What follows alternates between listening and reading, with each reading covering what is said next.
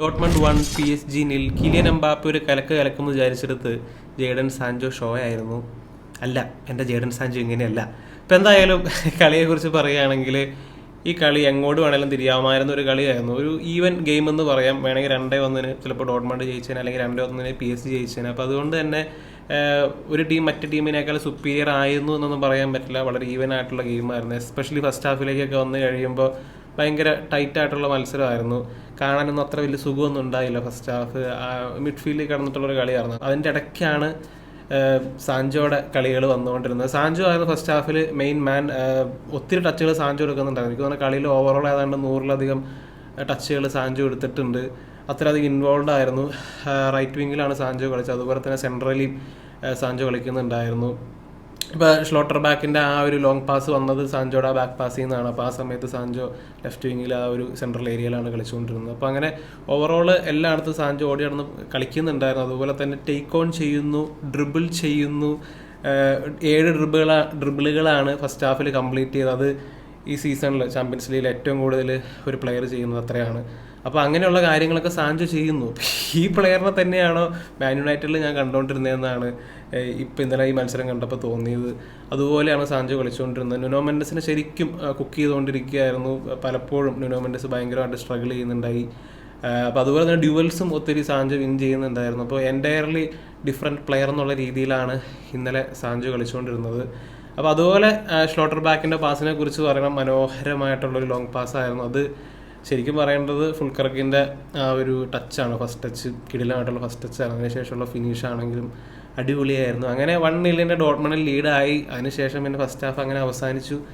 അത് കഴിഞ്ഞിട്ട് പിന്നെ സെക്കൻഡ് ഹാഫിലേക്ക് വന്നപ്പോൾ ഓഫ് കോഴ്സ് നമുക്കറിയാം PSG പിന്നെ അറ്റാക്ക് ചെയ്ത് കളിക്കേണ്ടത് അവരുടെ ഒരു ആവശ്യമാണ്.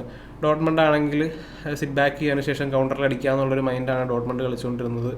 അപ്പോൾ അത് ശരിക്കും അവർക്കും വർക്കൗട്ടായി. ഇപ്പോൾ ഡോട്ട്മണ്ടിനാണെങ്കിലും ചാൻസുകൾ ഉണ്ടായതാണ്. ഫുൾക്രക്കിന് നല്ലൊരു ചാൻസ് സാൻജോ വെച്ച് കൊടുത്തതാണ്, പക്ഷേ പുള്ളിക്കാരൻ മിസ്സാക്കി.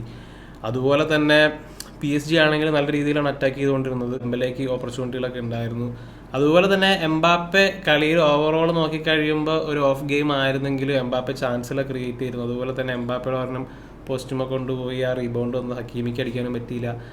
അതും പോസ്റ്റുമ കൊണ്ടുപോയി. അപ്പോൾ അടുത്ത ഗെയിമിലേക്ക് വരുമ്പോൾ എംബാപ്പെ ഉണർന്ന് കളിക്കുന്നത് തന്നെയാണ് തോന്നുന്നത്. കാരണം എംബാപ്പെ നമുക്കറിയാം പുള്ളി ഒരു ഡീമണാണ്. ചിലപ്പോൾ പുള്ളിക്കാരൻ ഒറ്റയ്ക്ക് വിചാരിച്ചു കഴിഞ്ഞാൽ കളികൾ റിസൾട്ടുകളൊക്കെ മാറ്റി പറയാൻ പറ്റും. അപ്പോൾ അടുത്ത ഗെയിമിലേക്ക് വരുമ്പോൾ എംബാപ്പയുടേതായ ഒരു ഷോ നമുക്ക് പ്രതീക്ഷിക്കാം. അതുപോലെ തന്നെ ഫുൾക്രക്കിൻ്റെ കാര്യം ഒന്നുകൂടി പറയാം. ഫുൾക്രക്ക് ഈ സീസണിലെ മികച്ച പ്രകടനമാണ് കാഴ്ചവെക്കുന്നത്. ഇതുവരെ ഡോട്ട്മണ്ടിന് വേണ്ടിയിട്ട് ലീഗിൽ 28 കളികളിൽ 12 ഗോളും 8 അസിസ്റ്റും നേടിയിട്ടുണ്ട്. അതുപോലെ തന്നെ ചാമ്പ്യൻസ് ലീഗിൽ 3 ഗോളും 3 അസിസ്റ്റും ഫുൾക്രക്ക് നേടിയിട്ടുണ്ട്. അപ്പോൾ നല്ലൊരു സീസണിലൂടെയാണ് കടന്നു പോയിക്കൊണ്ടിരിക്കുന്നത്. അപ്പോൾ തീർച്ചയായും ജർമ്മനിക്ക് വേണ്ടി യൂറോ കപ്പിൽ ഒരു ഇമ്പോർട്ടൻ്റ് താരമായിരിക്കും ഫുൾക്രക്ക്.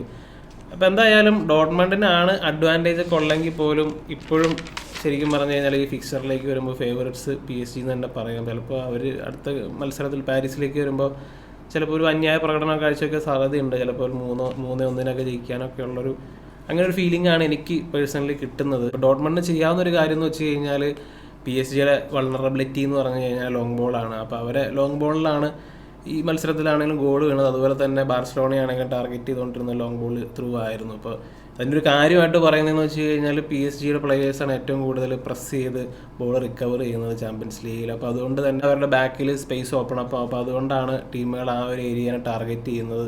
അപ്പോൾ അതുകൊണ്ട് തന്നെ ചിലപ്പോൾ അടുത്ത മത്സരത്തിലേക്ക് വരുമ്പോൾ ഡോട്ട്മണ്ട് ശരിക്കും ഡിഫെൻസീവായിട്ട് ഇരുന്നിട്ട് long ball through PSG target ചെയ്യുകയാണെങ്കിൽ ഡോട്ട്മണ്ടിന് ഓപ്പർച്യൂണിറ്റി ഉണ്ട്. അതുപോലെ പറയാൻ വിട്ടുപോയ ഒരാളെന്ന് വെച്ച് കഴിഞ്ഞാൽ കരീം അദയേമിയാണ് ഓപ്പോസിറ്റ് വിങ്ങിൽ ലെഫ്റ്റ് വിങ്ങിൽ കളിച്ചുകൊണ്ടിരുന്നത്. അദയേമി അറ്റാക്കിൽ കാര്യമായിട്ട് ചെയ്യുന്നുണ്ടായില്ലെങ്കിലും ഡിഫെൻസീവ്ലി മാറ്റ്സിനെ ഭയങ്കരമായിട്ട് സപ്പോർട്ട് ചെയ്യുന്നുണ്ടായിരുന്നു. ഓടി നടന്ന് പണിയെടുക്കുന്നുണ്ടായിരുന്നു.